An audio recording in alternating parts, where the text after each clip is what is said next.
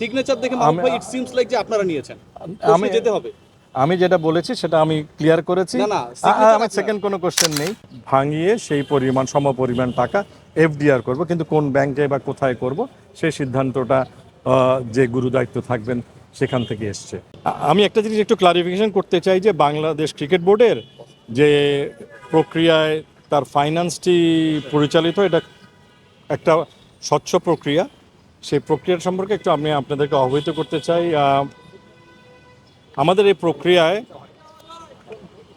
প্রতিটি ডিপার্টমেন্ট বা বিভিন্ন অঙ্গ কমিটিগুলো তাদের রিকুইজিশন বা তাদের চাহিদা মোতাবেক যে পেমেন্টগুলো চায় সেই পেমেন্টগুলো ফাইন্যান্স ডিপার্টমেন্টে আসে এবং ফাইন্যান্স ডিপার্টমেন্টে তারা স্ক্রুটিনি করে। আসার আগে কমিটির সকলের সই হয়ে সেই জিনিসটা আসে এবং ফাইন্যান্স স্ক্রুটিনি করার পরে বিসিবির অ্যাকচুয়ালি একটি ইন্টারনাল অডিটর আছে, বাইরের একটা অডিট কোম্পানি যেটা অডিট করেন এবং তাদের কোনো অবজারভেশন থাকলে সেটা কারেক্টেড হয়। হওয়ার পরে বিসিবির সকল পেমেন্ট পদ্ধতি, চেক, ব্যাংক ডকুমেন্ট মিনিমাম দুটো গ্রুপ থেকে সই হয়। একটা ম্যানেজমেন্ট গ্রুপ এবং আরেকটা বিসিবি বোর্ড ডাইরেক্টরস গ্রুপ।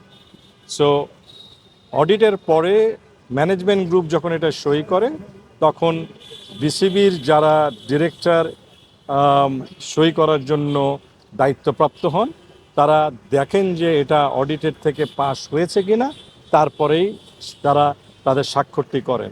তো সেভাবে আমার যে দায়িত্ব রয়েছে আমি সেই দায়িত্ব পালন করি। বিপিএলের জন্য আরেকটা গ্রুপ আছে, প্রভিডেন্ট ফান্ডের জন্য একটা ডিফারেন্ট গ্রুপ আছে। সো এখানে যেটা বলা হয়েছে যে খালি ডাইরেক্টররা সই করেন সেটা নয়, ডাইরেক্টরদের সাথে আগে ম্যানেজমেন্ট সই করতে হয়, তারপরে ডাইরেক্টররা সই করেন। আরেকটা যে বিষয় হয়েছে যে প্রতিটি আপনারা জেনে থাকবেন যে আমাদের জুলাই অগাস্টের পরে বোর্ডের ডিরেক্টর সংখ্যার কিছু ঘাটতি ঘটে এবং বিভিন্ন কমিটির দায়িত্বে আমরা অনেকেই ছিলাম না, যে যার দায়িত্বে ছিল, বাট দায়িত্ব বন্টন হয়নি, যেটা আলটিমেটলি জানুয়ারির শেষের দিকে এসে বন্টন হয়েছে, যেখানে আমাদেরকে আরও অধিকারও কিছু দায়িত্ব দিয়েছেন। যেখান পর্যন্ত আমাদের বন্টন হয়নি সেখান পর্যন্ত আমাদের মাননীয় প্রেসিডেন্ট সেই কমিটিগুলোর দায়িত্বে প্রাপ্ত ছিলেন। শেষ করি আমি। সো 25শে কারণ ধরেন আমার টেন্ডার পারচেজে আমি এসেছি জানুয়ারির শেষের দিকে, তার আগে জানুয়ারির 25 তারিখের বোর্ড মিটিংয়ে এই সিদ্ধান্ত হয়েছে। তার আগে এটা যেই কমিটি ছিল না সব অবশ্যই সেটা আমাদের মাননীয় প্রেসিডেন্টের কাছেই বর্তায় বাই কনস্টিটিউশন।